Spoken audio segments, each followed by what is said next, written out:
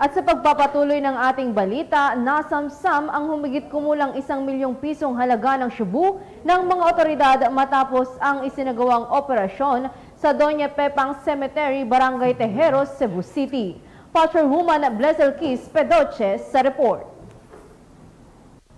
Himas rehas ang high-value individual na suspect matapos mahulihan ng 952,000 halaga ng shabu sa isinagawang buy-bust operation sa Doña Pepang Cemetery, Barangay Tejeros, Cebu City, ito lamang nakaraan. Kinilala ni Police Major John Lindbert C. Yango, Station Commander ng Police Station 3, Cebu City Police Office ang high-value individual na suspect na si Eping, 47 anyos, at residente ng Sitio Pontod, Barangay Mambaling, Cebu City. Batay sa ulat ng pulisya, bandang alas 6 ng gabi, na ikinasa ng kapulisan ang nasabing buy-bust operation na resulta sa pagka-aresto ng suspect at pagkasabat ng 24 pakete ng hinihinalang shabu na may timbang na 140 gramo at standard drug price na 952,000 pesos, buy-bust money at coin purse.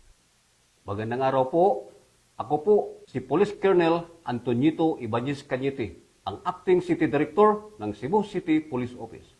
Tinitiyak po ng Cebu City Police Office sa publiko na ang ganitong operasyon ay patuloy na isasagawa ng ating kapulisan upang matigil ang paglaganap ng ilegal na droga. Sama-sama po nating labanan ang salot na ilegal na droga upang makamit ang isang ligtas at maunlad na komunidad. Dahil sa bagong Pilipinas, ang gusto ng pulis, ligtas ka. Samantala, kasalukuyang nasa kustodiya ng Police Station 3, CCPO ang suspect para sa dokumentasyon at tamang disposisyon na kung saan mahaharap ito sa kasong paglabag sa Republic Act 9165 o Comprehensive Dangerous Drugs Act of 2002. Ang Cebu City PNP ay patuloy sa pagsasagawa ng mga operasyon laban sa illegal na droga at anumang uri ng kriminalidad sa tulong ng mamamayan upang mapanatili ang maayos at payapang komunidad tungo sa bagong Pilipinas.